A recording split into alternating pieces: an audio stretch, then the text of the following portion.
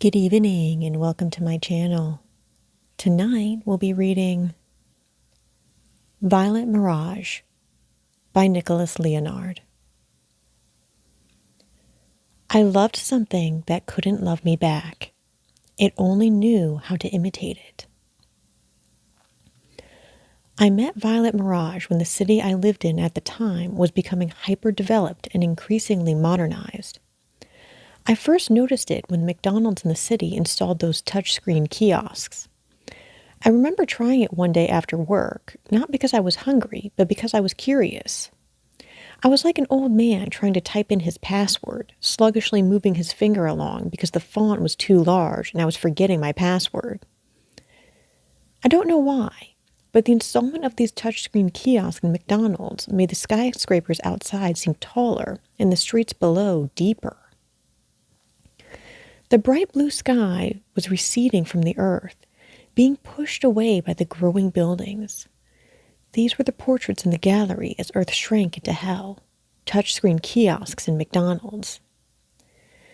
Neon lights began overcompensating for the loss of enthusiasm from the sky, and all I can compare what my city became to is Seoul or Tokyo. The sidewalks were asphyxiated by advertisements.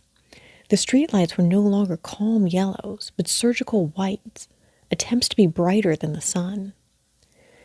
It was on a rainy day in the city when the McDonald's touchscreen kiosk was broken. Her voice came from behind me. "Have you used it before?" It was a delicate whisper that made me regress in age. I was a quiet kid in school again, and it felt like everybody in the McDonald's should have been napping. I turned around. Her eyes were brown, like cherries so dark that they seemed more brown than red.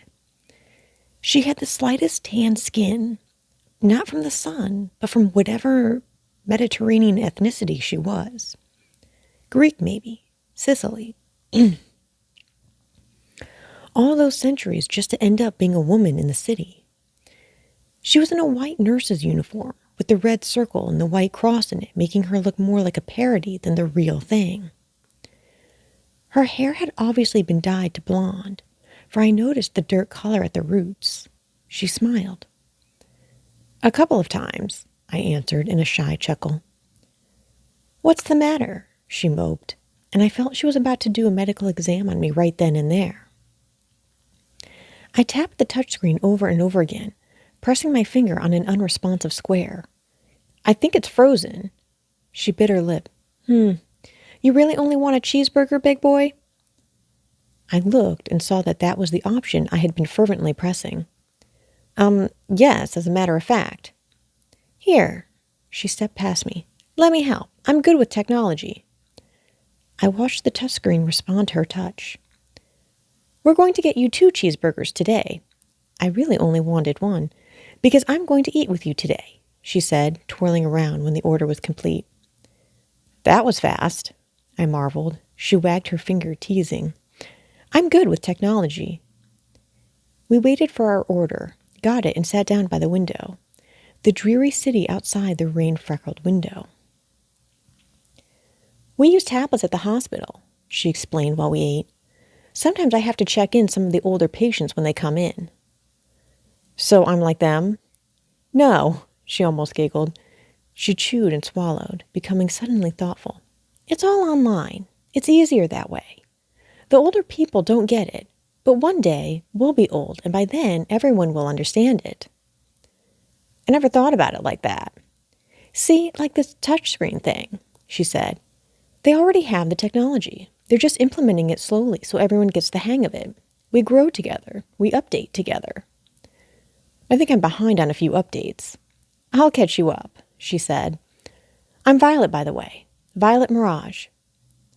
We shook hands over the McDonald's table that separated us as a car whizzed by outside, splashing rain against the window like rice being sprinkled at newlyweds. "I gotta admit," she said, nodding to herself, "you do have grandpa vibes. What kind of phone do you have?" "iPhone 5. What about you?" I asked this only out of politeness. "iPhone 15. "That's the newest?" "No," she said. 16 is." "Oh, look who's old now." "Stop it," she smiled. My smile wasn't as what's the word? My smile wasn't as exuberant as hers. Being a nurse, I assumed she went to some kind of college, and the college years were fresh in her eyes and even fresher in her smile. It made it hard to believe it was raining outside in the city. We walked outside together. I wish I had an umbrella for you, I spoke above the sound of tap-dancing rain. Ah, what a gentleman. We walked closer to the buildings and the street as the rain was being colored from all the light of billboards and signs.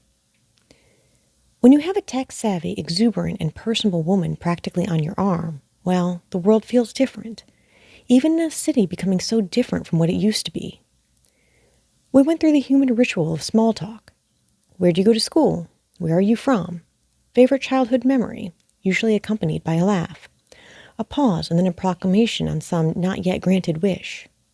It was the kind of easy conversation that makes you walk slower so the walk lasts longer.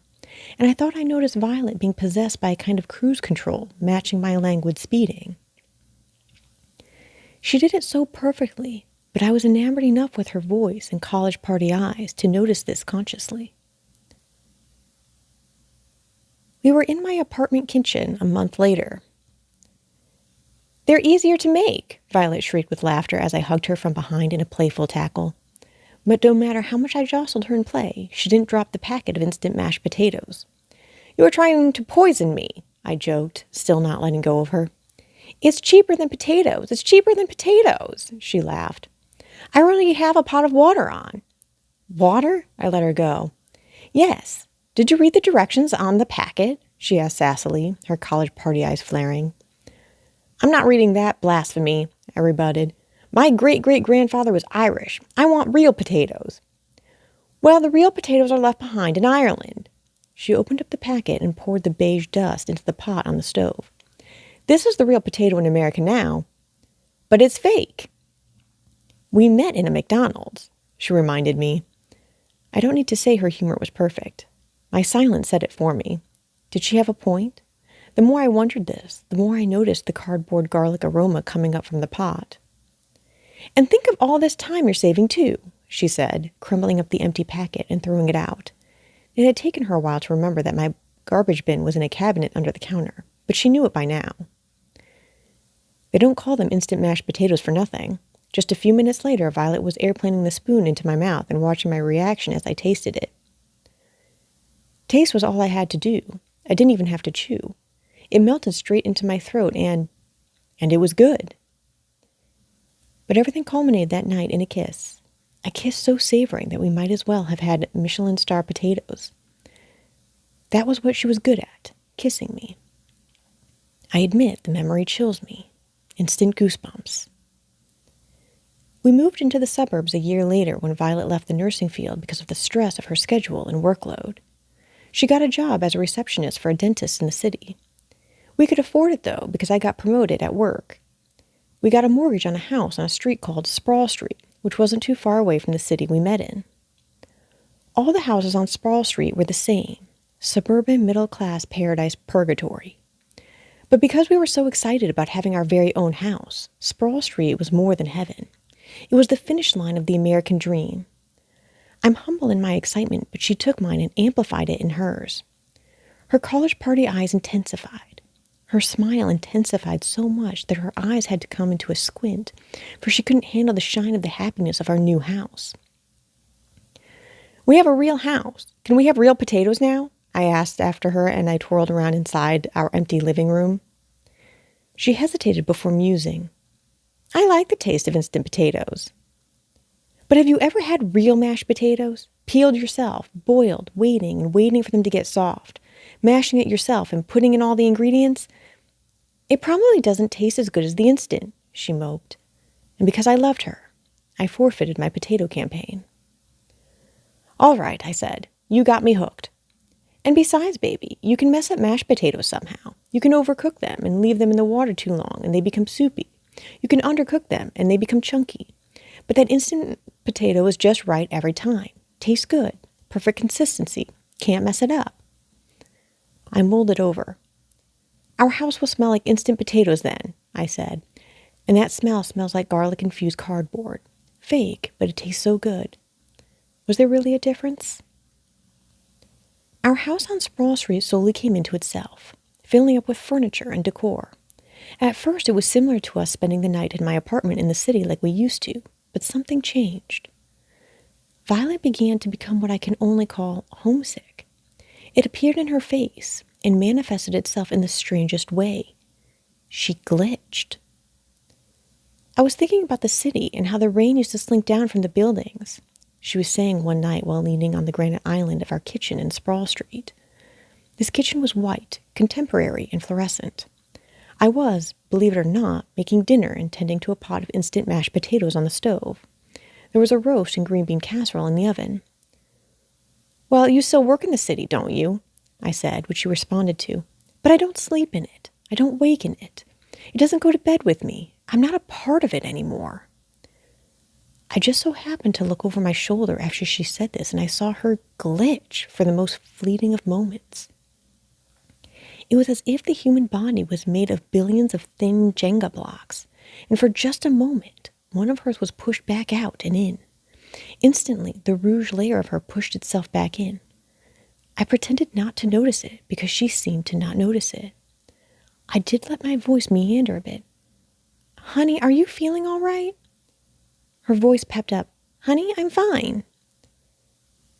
"Why don't we go into the city more often? Find something to do in it. Make a day of it." "I think that would be good." The days went on. I got a cold, but she didn't, and the precautions I took to keep her from catching it worked. She dyed her hair back to brown and then to a platinum purple kind of color. Maybe it was because we had a bigger closet on Sproul Street, but I thought her wardrobe was growing. We were growing into Sproul Street. I kept our lawn the same as everybody else's. We made friends with our neighbors. How could we not? Our houses were the same. And like all, if not most young couples, we fell back in love whenever re-entering our house. We recreationally went into the city on the weekends. Her college party eyes lit up as if someone turned up the brightness inside her while we were in the city. I accompanied her on shopping expeditions. She clung to my arm when we crossed the street.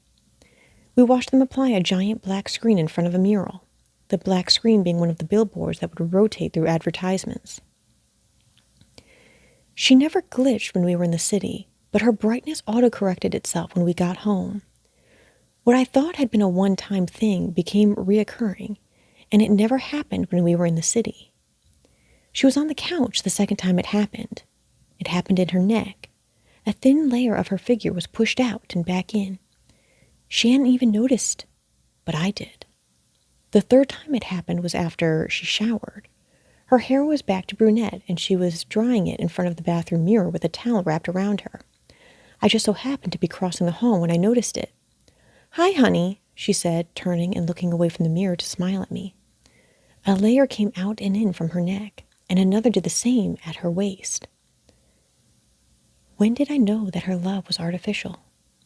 It happened gradually. Denial made it difficult.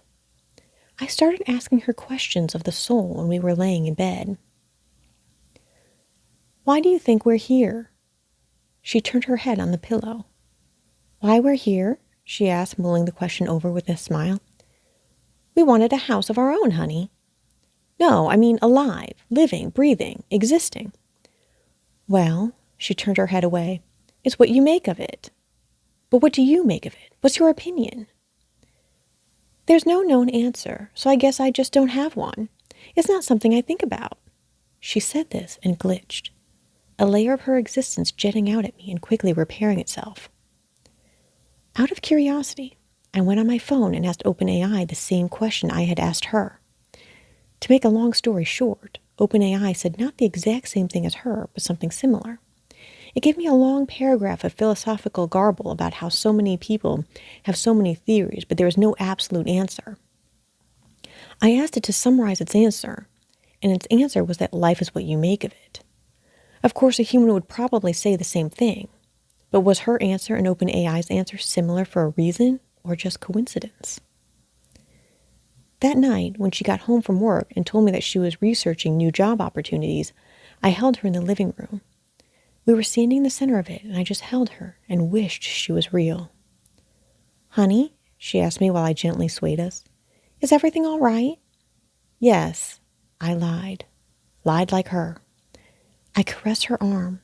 Her skin felt real. Her skin felt so real. I took a deep breath and decided not to lie, but embellish the truth. I just had a dream that you weren't real. Not real, she chuckled. That's silly. I pinched her arm. Ow! Just checking. Honey, I said, jumping into the house after work. Violet was upstairs in the kitchen when I came up. She had her laptop open on the granite island, probably surfing indeed. We're going on vacation. We are? She chirped. I whipped the travel brochure out of my pocket and let it frisbee onto the island. She looked at the picture of the Golden Gate Bridge on the cover and meekly said, California. What do you say? Even better, I'm renting a convertible so we can drive the Pacific Coast Highway. My excitement was a little artificial.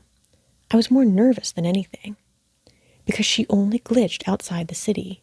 I wondered how much she would glitch if we were all the way in California.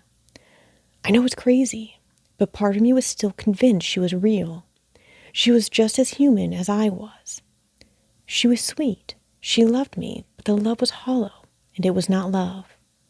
I knew this on a subconscious level, and it was something that wouldn't be unlocked to the courtroom of my conscious until afterwards.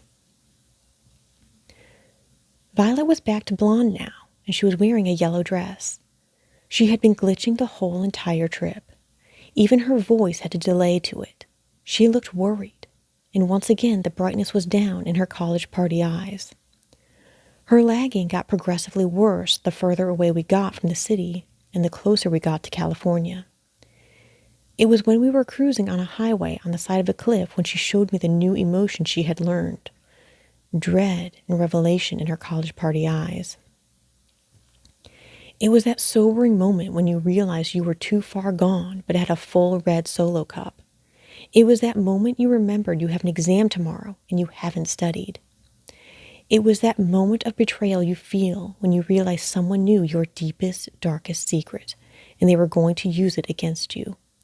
All this was in her eyes while we cruised. I was wearing sunglasses to keep out the bright California sun while we cruised. I wonder if she could see herself and what was happening to her in the reflection of my glasses. How juxtaposing it was, the turquoise Pacific behind her as she parted her lips. The view was so beautiful. The Pacific Ocean might have actually been the deity that invented the word breathtaking. But Violet's reaction, the way she stared at me, the realization in her eyes, it made the crystal waters and emerald broom's edge down the base of the cake seem apocalyptic. And that was just how she looked at me as she started glitching for the final time, like the apocalypse was upon us.